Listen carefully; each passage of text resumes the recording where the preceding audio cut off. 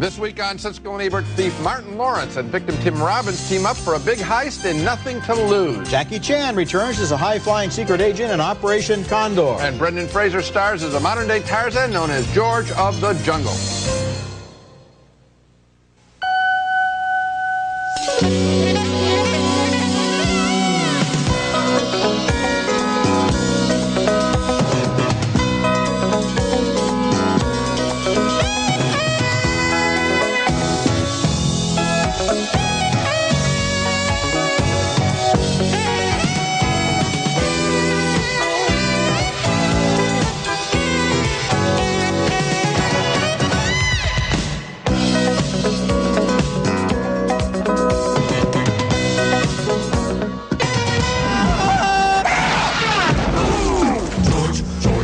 Of the jungle, strong as he can be. A jungle boy grows into the clumsy Lord of the Swinging Vines in George of the Jungle, the live-action version of the animated TV show and one of the big summer movies we'll be reviewing this week on Siskel and Ebert. I'm Roger Ebert of the Chicago Sun-Times. And I'm Gene Siskel of the Chicago Tribune. They only made 17 George of the Jungle TV shows in the 1960s. They were from Jay Ward, the producer of the Rocky and Bullwinkle series, and all I remember is the theme song, George, George, George of the Jungle. But from this flimsy material, the filmmakers have fashioned a pretty funny movie. Here's the running gag, should I say the swinging gag, about clumsy George, who comes to the aid of a cute heiress and her obnoxious fiancé as they hunt for a legendary white ape.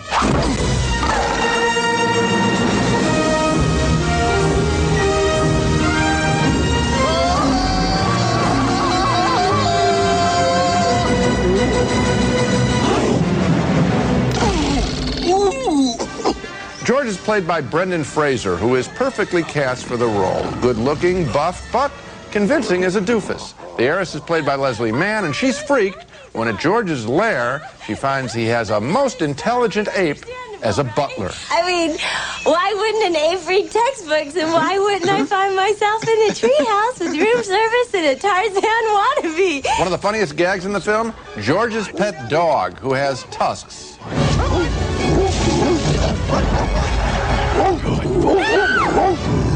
Come on, boy, come on! Good boy, Sim, come on! Sit. Good boy! Does every gag work? No. Does every swinging vine gag work? No. But the film does have plenty of good cheer. George, watch out for that! Tree! And what I really appreciate about George of the Jungle is the way the filmmakers attempt to break form by having the script kid itself, by acknowledging the narrator, by throwing in a few mature gags and references. It's not a by-the-numbers movie treatment of a TV show like Beverly Hillbillies or The Flintstones. Thumbs up for me on this one. Thumbs up for me, too. And I laughed loudly when that elephant came on screen. Big time. The elephant named Shep. Right. Who's a dog. When he bounds into the screen, slides to a halt, sits on his haunches, wags his tail, and starts to pant, it was just one of the funniest things I've ever seen in a movie. I mean, somebody's thinking there, and that's what you appreciate upon reflection is somebody's trying, not just doing the pilot. That's what was wrong with some of these shows. All the movies, they just do the pilot again bigger. This is you talked about George as a doofus, which he is. Right. But the movie was not made by doofuses. It's a smart movie about a doofus. Yeah, okay. All right. Next movie, our next What an insight. Aren't you proud that you could come out? I know. What an insight. Yes, I am proud of myself. Yes. And I'm happy that you noticed it. Our next movie has the rather wicked name Mrs. Brown. Wicked because that is what some of her subjects whispered about Queen Victoria when she developed a great emotional dependence on her horse groom, a man named John Brown. The film opens in 1864 when the Queen is still in deep mourning after the death of her beloved consort, Prince Albert. In her sorrow, she has retreated from London to her palace at Osborne on the Isle of Wight, where Brown, her Scottish stablemaster, thinks he knows what's best for her. You have been told repeatedly not to stand in the courtyard unless requested to do so. Yes, ma'am. And why do you persist in doing it? Because I believe Her Majesty's wrong. If ever a poor soul needed some fresh air, it's her. That's Judi Dench as Queen Victoria and Billy Connolly as John Brown. Of course, a commoner should not talk to the Queen that way, but she permits it, and gradually a strange, chaste flirtation develops between them, and he becomes protective of her. We stayed a little longer than expected with Mr. and Mrs. Grant. It was most agreeable. We were expecting you to return by 6. And now I'm back. And we had a wee nip of whiskey. To keep out the cold. Hey. Thank you, John. The Queen's son, the Prince of Wales, resents the way this man Brown has taken over the royal household. Well, I'm sorry, but I really do think it's intolerable that the gentleman of the house should be dictated to by a servant. It's the Queen's decision. Beg your pardon. Mama? I think you should go now. You've tired your mother enough. Gossip spreads throughout the land. The Queen hardly knows her own mind, they say, until this Scottish commoner makes his wishes known. The Prime Minister, Benjamin Disraeli, journeys north and confronts Brown, who is concerned for the Queen's safety. It's danger. I keep telling them, but they don't see it. They're not as watchful as you. Too busy thinking about themselves. The greasy pole. No loyalty. No, love. And that's Anthony Sher as Disraeli. I suppose Mrs. Brown is a love story, although presumably no sex is involved, and Victoria was in mourning all of her days for her beloved Albert. Intoxicated by his closeness to the throne, blinded by his regard for the Queen, Brown goes a little mad, and so does she. Mrs. Brown is a fascinating character study and an early candidate for big-time Academy Award nominations. Absolutely, Roger, and certainly a candidate. Not forget it. It's going to make my top 10 list. It's going to have to be a record year if there are 10 better films than this. It's spectacular. And, you know, I've been asked over the years, you know, are there certain genres that you have trouble with? And I've said sometimes science fiction, because there's always doom and gloom, and sometimes costume dramas, because they always seem to be pretending that they're all Shakespeare in some way, some arch version of Shakespeare. They're not talking. And I believe it's 130 years since this story. More or less, okay. Yeah. Do you think human behaviors change that much? Emotions change? No. But no, of course not. But the costume dramas, everybody changes. And what I love about it is Judi Dench's performance is dead real. The emotions are as contemporary as can be. I disagree with you about costume dramas. I could name 100 that violate your generalization there. But apart from that, in case of this film, I totally agree with you. These values are totally modern. Right. And that's a heartbreaking, easy to identify with and universal. Story. And the way that they are both, it's a Victorian age after all. Right. The way they're both kind of getting around the fact that they really do have a love for each other. Right. And the fact that she's the Queen and has the power to do whatever she wants, and her advisors are aghast and are shocked. Yeah. It's a fascinating dynamic that's set up there. It's a love story. You know, I think of American President, you know, with Annette Bening and Michael Douglas. Yeah. I mean, and people love that story and all that. This is better. I mean, this is just as romantic, and it's heartbreaking, and the acting is top flight. I will hope this will become a mainstream hit. I doubt it, but I'd love to see it happen. Coming up next, Tim Robbins and Martin Lawrence play the latest buddy team. They join forces to rob Robbins' rotten boss in Nothing to Lose. Which one did you think was scary? You were scary. Really? You were scary, too. Oh, come on, you're just saying that. You don't have to lie. Car, keys, wallet, now. Helen Keller, I'm talking to you. Boy, you picked the wrong guy on the wrong day. Come on, there's a truck right there. Tim Robbins having a bad day there, playing a carjacked advertising executive, depressed over the thought of his wife's affair with his boss in the new comedy Nothing to Lose. And he's also depressed as he's being mugged by petty thief Martin Lawrence. But then they both have an idea. Join forces to do some really big-time thievery. Here's the way Robbins makes the pitch. What do you know, Lanky? I know. You go for the big score. One robbery, you're set. News flash, Big Slim. People with big money, they protect it. So you do a little research. Tim Robbins plots to rob his ad agency boss, who keeps a lot of money in a safe, but other thieves want it too, and they can shoot straighter than Martin Lawrence. Here's some of the film's more forced comic byplay. You shot me. I'm sorry. You don't say you're sorry when you shoot someone. You say you're sorry when you step on someone's toe or you accidentally break their glasses. A good sight gag? When the other thieves threaten Lawrence's life. Don't touch the sheet, please. Don't. No, don't move. Don't move. Gotta move the hand. I really don't think you should be moving right now. I think you're moving. I saw Nothing to Lose about 2 weeks ago, and I haven't thought about it for a single moment since I saw it. It wasn't unpleasant to sit through. Now, is that damning a film with faint praise? Okay, but that's my review. Just faint praise, thumbs down from me. I give it faint indifference. In fact, I give it active, enthusiastic indifference. This movie was a waste of 2 hours of my life, and it had some good, talented people in it. Well, that's the surprise. That's the surprise. Tim Robbins obviously catching a paycheck because this isn't the kind of picture that he normally gets involved in. This is the same director who did the second Ace Ventura picture, and here he's got a couple of gags that kind of work, and then he has all of this really misplaced social commentary that belongs in a different kind of picture, and by the end of the film, utter indifference is, I think, the appropriate response. That's what we both reacted to. When we come back, Jackie Chan survived some incredible stunts in Operation Condor.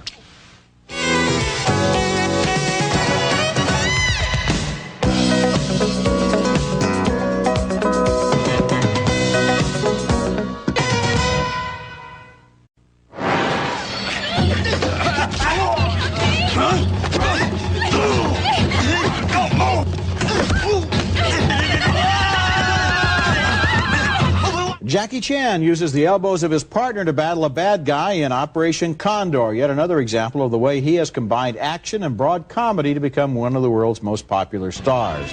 This isn't a new movie. It was released as The Armor of God 2 in 1991, but this is the American premiere, and Jackie Chan's movies are more or less interchangeable. This one is a good example of his work.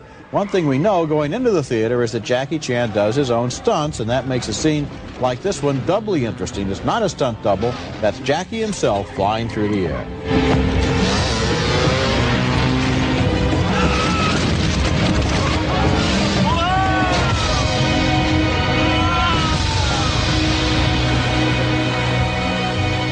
The plot is pretty goofy, involving Nazi gold buried in the North African desert, along with this convenient wind tunnel that provides a great prop for an extended action sequence.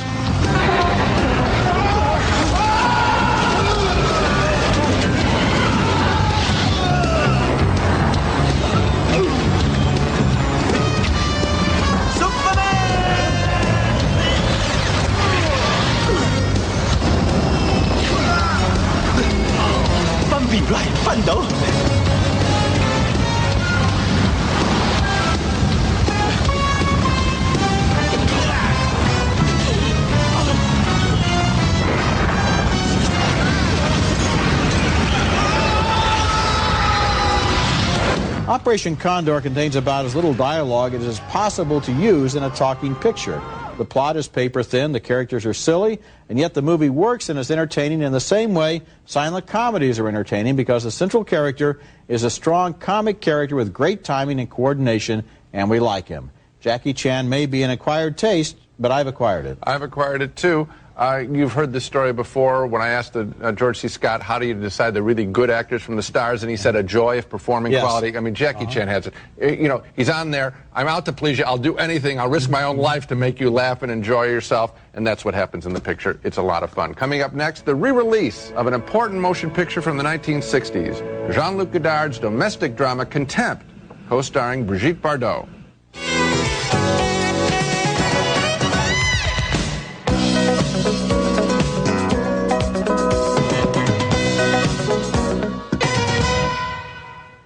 Our next film up for review is nothing less than a masterpiece, I think. New Wave French director Jean-Luc Godard's 1963 film Contempt, about life and work, about marriage and the movies. Michel Piccoli stars as a screenwriter who has his eye more on his paycheck than on his attractive wife, played surprisingly well by Brigitte Bardot, who proves here that she is a true actress and not just a sex kitten. Her character isn't happy about being dragged along to the Roman villa of a lecherous Hollywood film producer played by Jack Palance.